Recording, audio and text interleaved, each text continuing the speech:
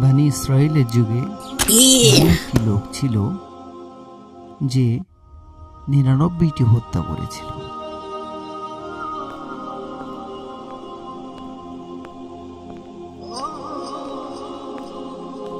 কি হয়েছে আপনার?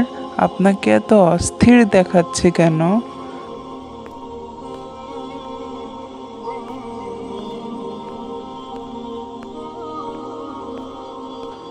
হে আল্লাহ, তুমি তার সকল অশান্তি দূর করে দাও এবং তাকে হিদায়াত দান করো।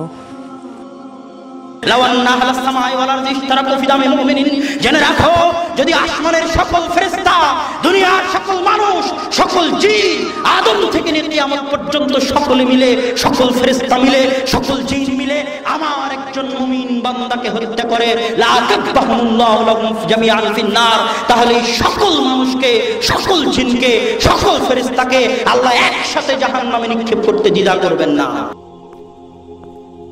সে অনুসন্ধান করা শুরু করলো, কি কাজ করলে আল্লাহ তাআলা তাকে ক্ষমা করবে। হে জ্ঞানী ব্যক্তি, আমি 99টা খুন করেছি। আমি যদি এখন তওবা করতে চাই তাহলে কি আমি তওবা করতে পারবো? আমার তওবা করার কি কোনো উপায় আছে? কি 99টা খুন?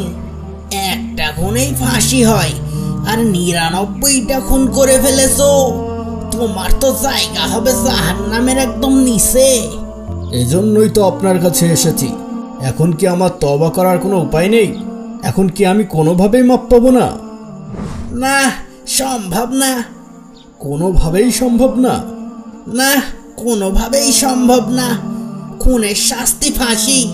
একটা খুন করলেও ফাঁসি, 100 খুনেও ফাঁসি। একটা খুনের শাস্তিও ফাঁসি, আবার 100 খুনের শাস্তিও ফাঁসি? হ্যাঁ। তাহলে আর কি করার? ঠিক আছে, আয় তোকে দিয়ে 100 পূরণ করি। আমি 100 খুন করেছি। একটা খুনেই নরক নিশ্চিত, আর আমি করেছি 100 খুন। আমার আর মাপ পাওয়ার কোনো আশা নেই। না না, নিশ্চয় আছে। আমি ভালো হতে চাই। নিশ্চয়ই কোনো জ্ঞানী ব্যক্তি বলতে পারবে কি করলে আমি ক্ষমা পেতে পারি। এখন কোথায় গেলে যে আমি একজন সত্যিকার জ্ঞানী ব্যক্তির দেখা পাবো, যে আমাকে উপায় বলতে পারবে, যে বলতে পারবে কিভাবে তওবা করলে আমি মাপ পাবো। আমি জাহান্নামে যেতে চাই না। ওই তো এক লোক আসছে এদিকে। তাকেই জিজ্ঞাসা করি, যদি কোনো জ্ঞানী লোকের সন্ধান দিতে পারে। এই যে ভাই, আমাকে একজন জ্ঞানী ব্যক্তির সন্ধান দিতে পারেন? সবাই তো নিজেকে জ্ঞানী ব্যক্তি মনে করে। না না, আমার একজন সত্যিকার জ্ঞানী ব্যক্তির সন্ধান দরকার, যে আমার প্রশ্নের সঠিক উত্তর দিতে পারবে। হ্যাঁ, আছে তো।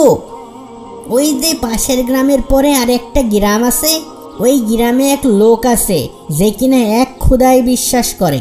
আশেপাশের সবাই তাকে জ্ঞানী ব্যক্তি বলে। তুমি চাইলে তার কাছে যেতে পারো, সে হয়তো তোমার প্রশ্নের উত্তর দিতে পারবে। তোমাকে অনেক ধন্যবাদ ভাই। তাদের কথা মতো এই বাড়িটাই ওই জ্ঞানী ব্যক্তির হওয়ার কথা। আশেপাশে কাউকে তো দেখছি না। যাই, দরজায় কড়া নেড়ে দেখি কেউ ভিতরে আছে কিনা।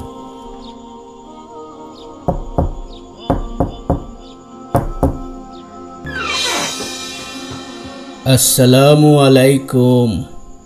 আমি এখানে একজন জ্ঞানী ব্যক্তির সন্ধান করছি, যে কিনা এক খোদায় বিশ্বাস করে। আপনি কি সেই? জ্ঞানী কিনা জানি না, তবে আপনি যে এক খোদায় বিশ্বাসকারী লোকটির সন্ধান করছেন, আমি সে। বলেন আপনাকে কিভাবে সাহায্য করতে পারি ভাই? হে জ্ঞানী ব্যক্তি, আমি 100টা খুন করেছি। এখন আমি তওবা করতে চাইলে কি এর কোনো উপায় আছে? হ্যাঁ, উপায় আছে। যদি তুমি তওবা করতে চাও, তবে তোমার আর তওবার মাঝে কে বাধা দেবে? আমি তোমাকে একটা ঠিকানা দিচ্ছি, তুমি সেখানে যাও। সেখানে এমন কিছু লোক আছে যারা আল্লাহ তাআলার ইবাদত করে তুমি তাদের সাথে শরীক হও এবং আল্লাহ তাআলার ইবাদত করো। আর হ্যাঁ, তুমি তোমার আগের বাসস্থানে আর ফিরে যেও না, কারণ ওই স্থান পাপের স্থান। অনেক শুকরিয়া ভাই, আমি এক্ষুনি সেই স্থানে রওনা দিচ্ছি। আমি সেখানে গিয়ে তওবা করে আল্লাহ তাআলার ইবাদত শুরু করব।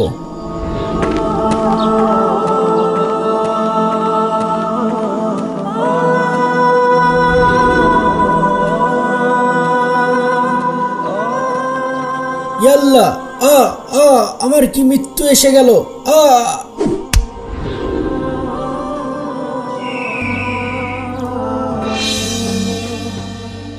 এই ব্যক্তি তওবা করার নিয়ত করেছিল এবং সে পূর্ণ আন্তরিকতার সাথে আল্লাহর পথের দিকে আসছিল, তাই তার আত্মাকে আমি নিয়ে যাব।